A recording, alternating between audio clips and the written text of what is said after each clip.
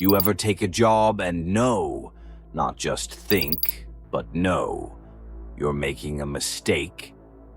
Like the moment your finger hits send on the application, something at the back of your mind whispers, turn back, but your bank account says otherwise? Yeah, that was me. 2 weeks ago, I was 3 months behind on rent, with just enough money to keep gas in my car and maybe feed myself once a day if I got creative. So when I saw an ad for a part-time night custodian at an archive building downtown, quiet, easy, $34 an hour, no experience necessary, I didn't even hesitate. Just fired off my resume and waited to get scammed. But I didn't. I got a reply within the hour, a very brief email with a time, an address, and a note to bring photo ID and wear dark clothing. That was all. The building listed was the old Selby Municipal Records facility, a brick monolith I'd walked past dozens of times, always assuming it had been shut down. The interview was short. I was greeted by a man named Mr. Glass, who looked like he hadn't blinked in years. He asked if I could start immediately. I said yes. He slid a badge across the desk with a yellow sticker on the back. Night Custodian, Sub-Level Technician. Then he handed me a clipboard with a few pages to sign, a general liability waiver, a non-disclosure agreement, and a set of instructions titled Overnight Access Guidelines, Sub-Level B5. When I hesitated at the length of the waiver, he said, "It's just paperwork, Mr. Collin. We've never had an incident." Not one. Which turned out to be technically true, because what happens down there doesn't seem to qualify as an incident. At least not in any normal human sense of the word. First shift, arrival. My first night, I parked in the rear lot at 10:56 p.m., badge in hand, nervous but willing. The building loomed like a mausoleum, all sharp edges and blank windows. The only entrance that worked was the service door on the east side, which required me to swipe the badge and wait for a loud mechanical thunk before the door released. Inside, dark linoleum halls, a faint chemical smell, and old fluorescent lights humming just above the audible threshold. The instructions said to proceed to the elevator and descend to B5, Sub-Level 5.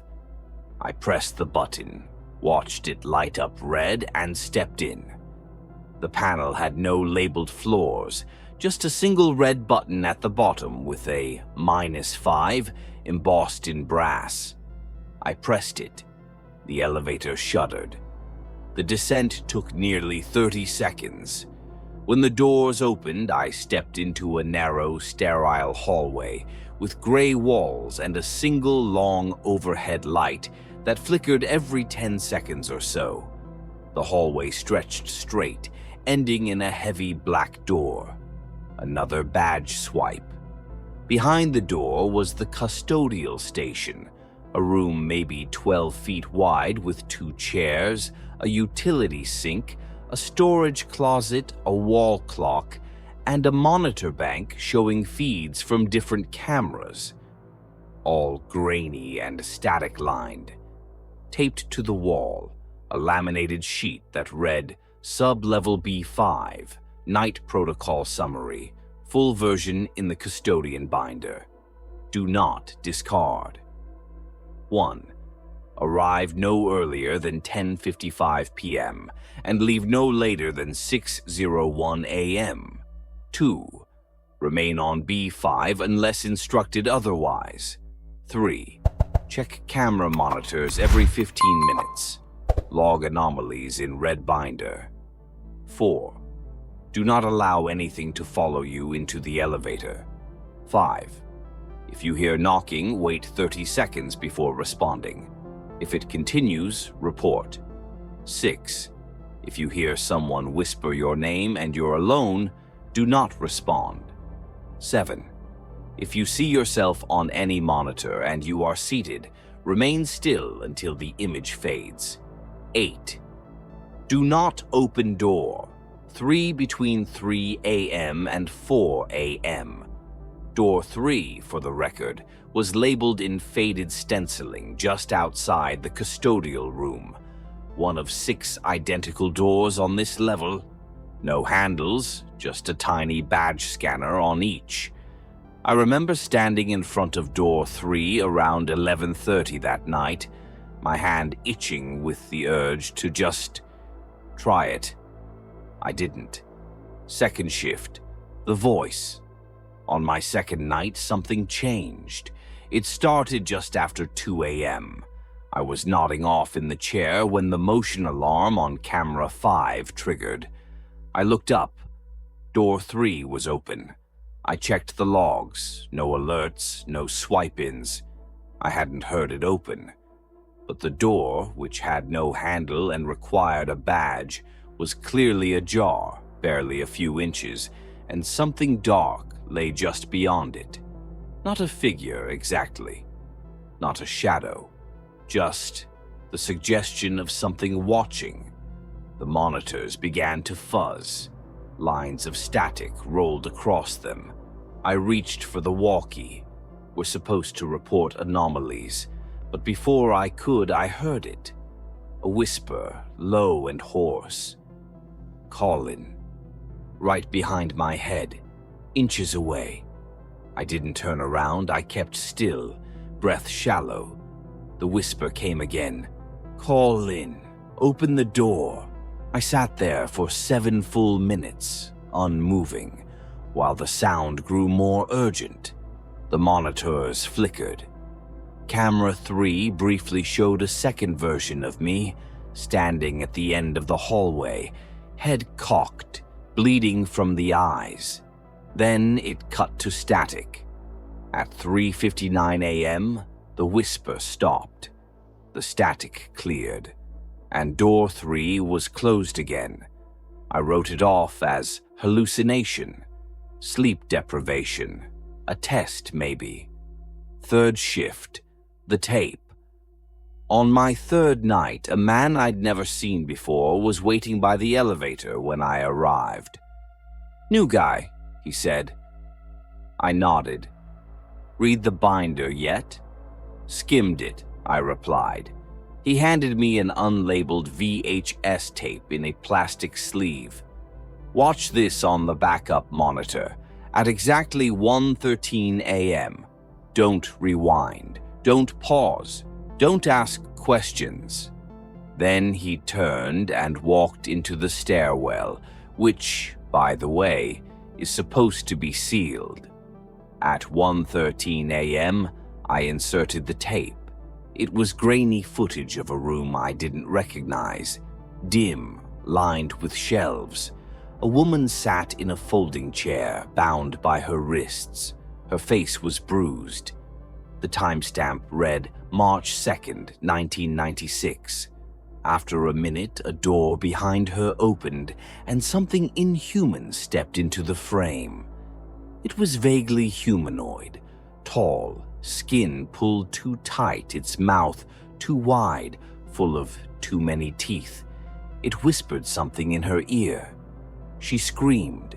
The tape went black. When the feed returned, she was gone. The chair was empty.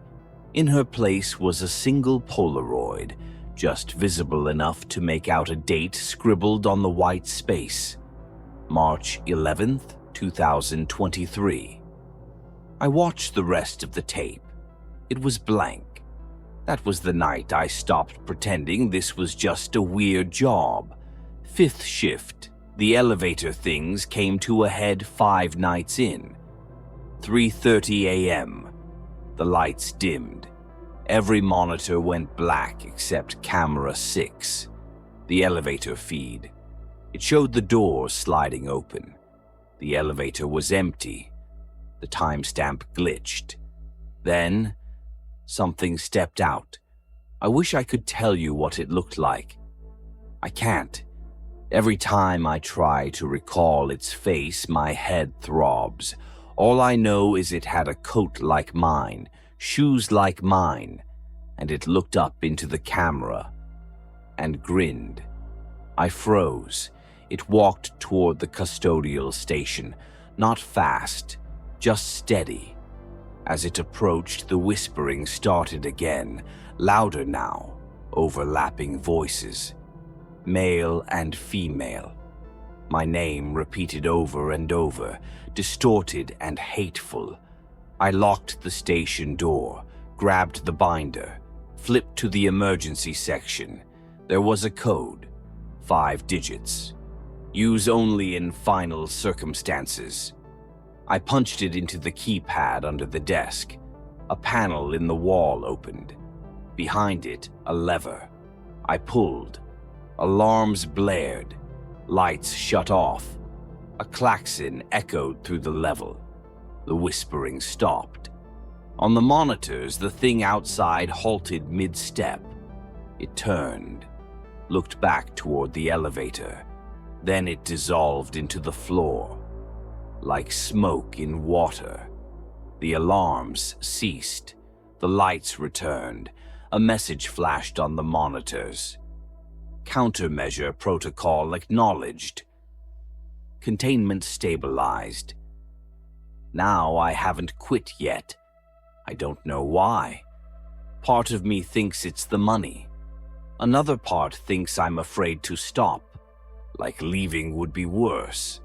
Like maybe something would follow me up. The guy who gave me the tape hasn't been back. Mr. Glass doesn't answer my calls. The building has no listed phone number. And last night, when I swiped my badge at the elevator, I noticed something new on the back of it. A red sticker. Below it, small text etched into the plastic. Level B6, clearance pending. I didn't press the button, but it was there, waiting. Final thought. When a job seems too good to be true, it's not always a scam. Sometimes it's a door, and sometimes it's not meant to be opened. But somebody's always got to clean up, right? I'll be back tomorrow night, unless B6 opens. Then I won't be writing anything again.